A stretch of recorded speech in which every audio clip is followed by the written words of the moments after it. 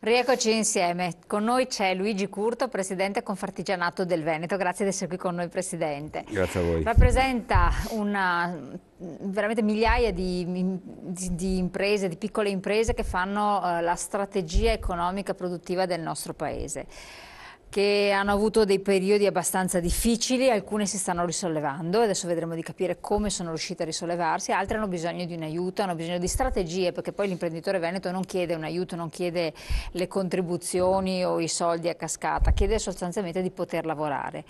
Voi vi siete fatti forti di alcuni punti fermi, fondamentali, che ribattete in più occasioni, in più circostanze, tra i quali la semplificazione burocratica, una legislazione certa che dia possibilità di veduta a lungo periodo all'imprenditore, qualsiasi ambito, anche quello delle energie alternative su cui molte piccole imprese erano riuscite ad avere un po' di respiro, poi la legislazione cambia continuamente, quindi un disastro.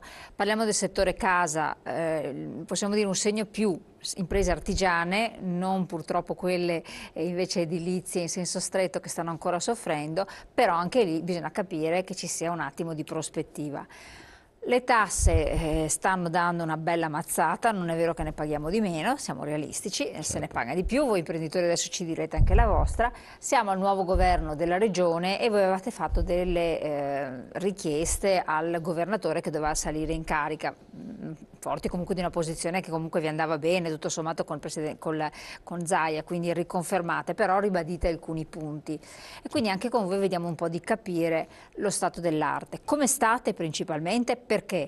Perché anche dagli editoriali dei giornali, tipo oggi il Corriere della Sera, non si capisce più niente. La bimestrale, trimestrale, la mensile, più, meno, 0, insomma alla fine cittadini, tiriamo il respiro o non lo tiriamo? I piccoli imprenditori, faccio quell'investimento, quell'assunzione, quella cosa, o aspetta che sto fermo perché diciamo che la mia associazione di categoria che vede dall'alto tutto mi dice cauto e prudente?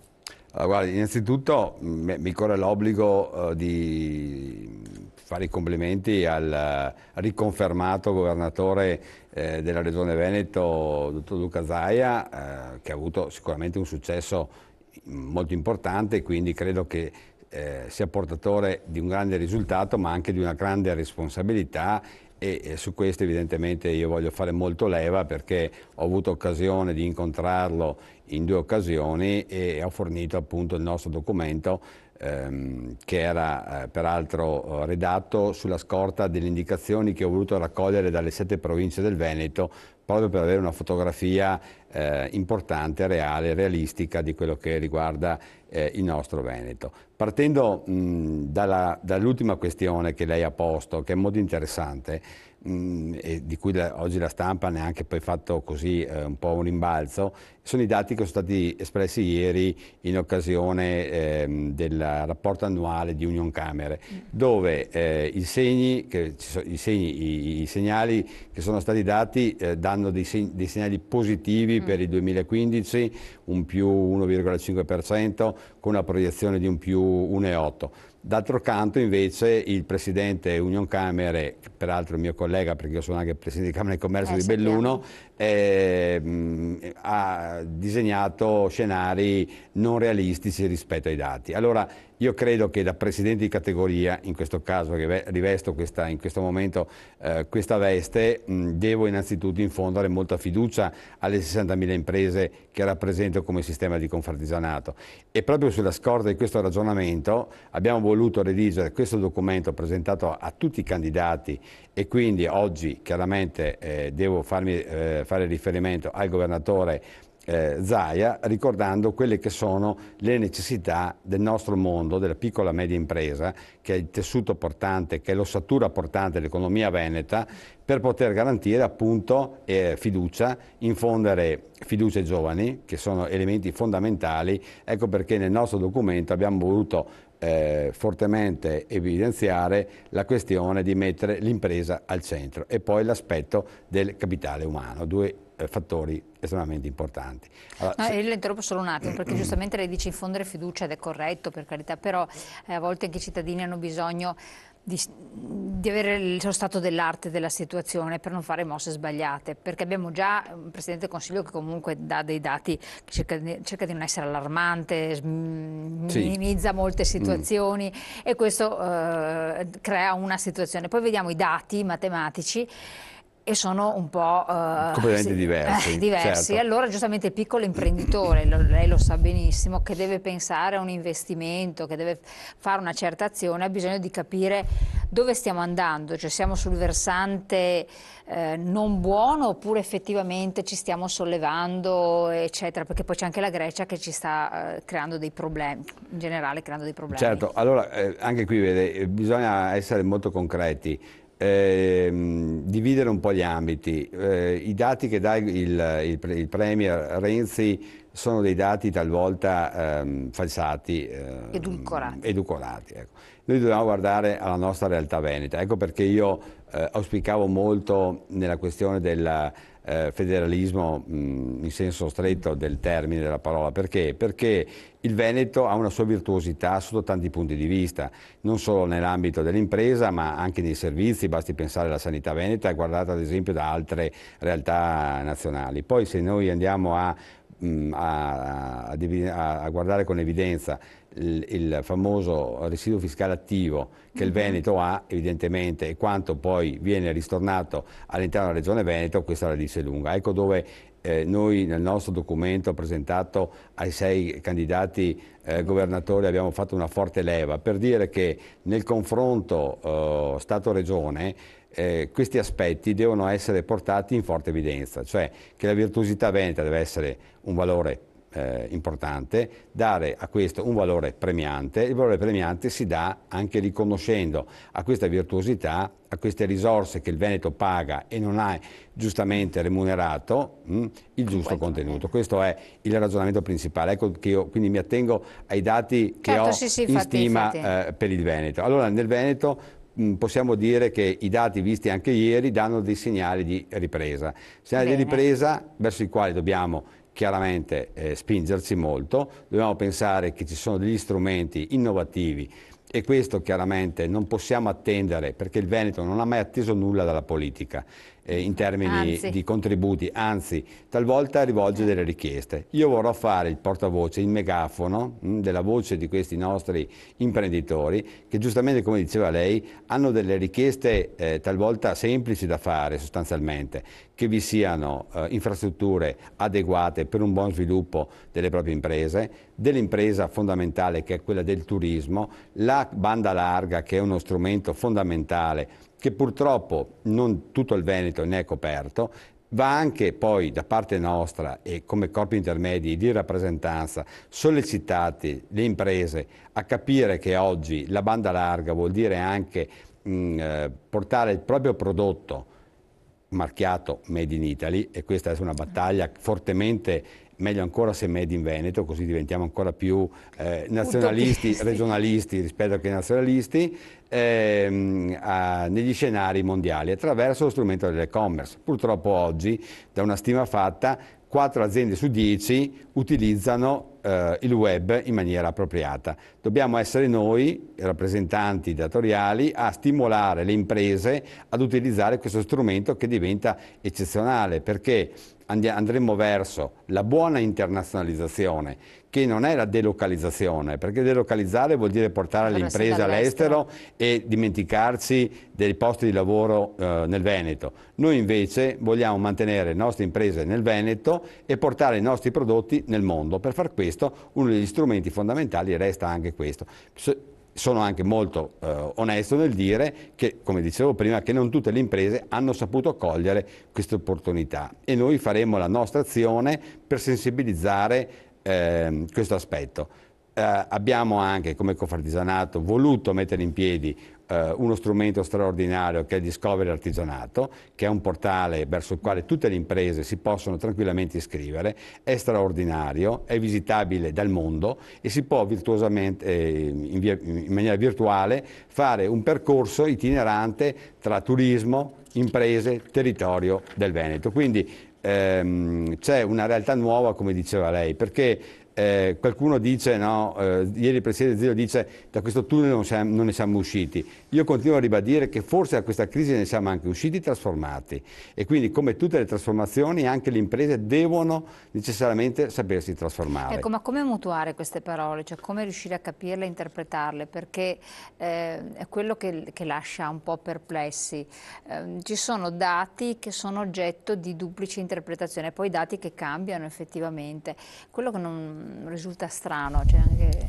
Allora, io credo che una proposta che ho fatto e che ho più volte avuto modo di lanciare anche quando sono stato intervistato in maniera preelettorale, ma poi anche all'indomani del voto, è quello, e poi ho visto che è stata ripresa anche dal Presidente di Confindustria, è che ci sia la possibilità di creare un tavolo dell'economia permanente nel Veneto in modo tale da confrontarsi in maniera sistemica con la politica, perché senza... Quello sarebbe utilissimo, Questo no? diventerebbe straordinario perché per dire, guardi, giusto nel nostro documento, noto ormai a tutti, no, che è questo, verso il Veneto 2020, noi abbiamo voluto inserire alcuni punti cardine, no, che sono la questione del credito.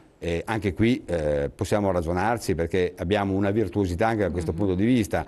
Le sofferenze in Veneto sono le minori rispetto al resto d'Italia, allora il sistema del rating imposto da Banca Italia dovrebbe avere una deroga per un territorio virtuoso come il Veneto e su questo dovremmo confrontarci chiaramente con Banca Centrale Europea e chiaramente la Banca d'Italia che poi detta queste regole. Seconda questione, la innovazione. Sull'innovazione è uno strumento che necessariamente deve essere condiviso e discusso con la Regione Veneto e su questo possiamo aprire degli scenari, secondo me, straordinari per far crescere un'economia. Innovazione vuol dire anche avere gli strumenti per potersi innovare, ma altrettanto dal canto nostro capire che l'innovazione passa anche attraverso l'aggregazione di impresa e le reti di impresa. Altro argomento verso il quale dobbiamo noi essere sollecitatori dei nostri associati perché chi ti sta di fronte non deve essere più visto come un tuo concorrente, ma come un tuo potenziale futuro prossimo alleato, perché nelle grandi aggregazioni, nel sistema di fare appunto squadra, si può essere veramente fortemente vincenti. Qui siamo un po' su note dolenti, perché l'aggregazione è stata un po' ripudiata nei fatti poi. Le reti d'impresa le state cercando di riproporle, rilanciarle, eccetera, ma anche non solo voi.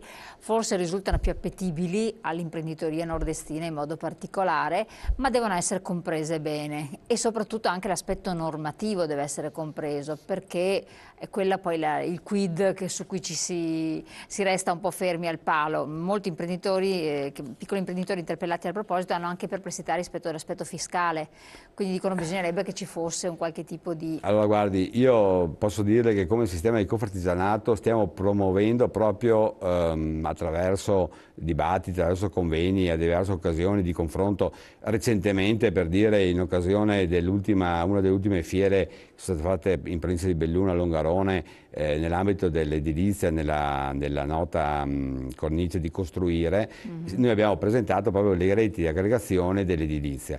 E io ho partecipato a tutta la riunione, anche se non è un ambito che conosco direttamente, perché ero incuriosito dal capire qual è il meccanismo. È molto più semplice fare una aggregazione di impresa che costituire oggi una società. Quindi vanno sfatati certi miti. Allora, il nostro sistema di Confartigianato diffuso nelle 7 province è in grado assolutamente di accompagnare quelle imprese che intendono aggregarsi, no? e creando quelle condizioni di innovazione di cui si parlava prima, che è un passaggio epocale verso il quale la trasformazione che questa crisi ci ha portato a essere mutati, no? Impone sicuramente per conquistare e riconquistare quella leadership che il Veneto aveva, oggi si legge era la locomotiva d'Italia, cioè deve tornare ad essere e può tornare ad essere la locomotiva d'Italia. E devo dire che la Regione del Veneto, nella passata gestione, ma vogliamo ancora effetti migliori in questa nuova gestione, è stata anche tutto sommato attenta alle esigenze del nostro mondo. Naturalmente non ci accontentiamo mai, vogliamo andare un po' oltre, perché francamente ci sono ancora degli ambiti verso i quali deve essere sviluppata un'azione a sostegno dell'impresa. Ecco perché abbiamo voluto mettere nel nostro documento al centro l'impresa, ma al centro anche il capitale umano. Quando io parlo di capitale umano, ad esempio, è uno strumento straordinario quello degli start-up di impresa giovanile e femminile. fenomeni importanti, condivisi anche con i sistemi camerali, e per dire, ho partecipato anche lì in maniera curiosa a vedere come si svolgevano queste esperienze, e devo dire che il giovane che ha un'idea la portava a fattore con la possibilità di interfacciarsi con degli esperti che con una simulazione davano delle risposte chiaramente macro, non micro, certo, evidentemente, sulla possibilità che quell'idea poi si potesse sviluppare. È in controtendenza rispetto agli incubatori che hanno avuto nel Veneto sì, sì. purtroppo degli insuccessi. Qui uno che ha un'idea la porta, evidentemente. Io dico sempre, poi se si affianca ad un'associazione importante come la nostra, che ha la capacità di accompagnare in ogni ambito poi l'imprenditore, specialmente se giovane, in ogni suo percorso, credo che il futuro, ecco perché dico, devo e dobbiamo sapere infondere fiducia, perché ci sono ancora dei margini di ripresa sicuramente interessanti. Ecco, secondo lei questi margini di ripresa sono stati colti in modo opportuno, e quindi il discorso dell'internazionalizzazione che non tutti hanno saputo cavalcare, anche per paura? Perché bisogna nascono da paura, di queste start-up che nascono, che però poi hanno bisogno di finanziamenti, ottengono un finanziamento, le camere di commercio hanno un ruolo importante, dopo ci sono gli artigianfili, eccetera, però poi restano fermi al palo, abbiamo dei casi eclatanti che non riescono ad andare oltre. Poi ci sono per carità quelle che riescono, grazie al cielo, però se inglobate in altre realtà, cioè se riescono ad avere il finanziatore, chi ci crede, chi ci investe, eccetera. E questo fenomeno è un po' la nostra ricchezza, ma anche il nostro punto debole, perché all'estero non funziona così e l'Europa sa che ci detta le regole anche Sì, del vivere quotidiano. certo, dette le regole magari ad alcuni paesi, alcuni altri magari ne detta un po' di meno, francamente, anche su questo dovremmo aprire altri capitoli. Ma allora, giusto per attualizzare la questione di cui stiamo parlando, il nostro sistema di confartigianato veramente è in grado di accompagnare un'impresa a tutto tondo in ogni ambito. Questa è la cosa importante. E quindi io qui non è che stia facendo una promozione chiaramente all'iscrizione alla nostra sezione, ci mancherebbe altro. È per far capire Però che per c'è far la capire che c'è la possibilità, possibilità di utilizzare, no? Cioè togliti i pensieri, associati al confartigianato. Era un po' uno slogan di qualche tempo fa. Torna di attualità questa cosa.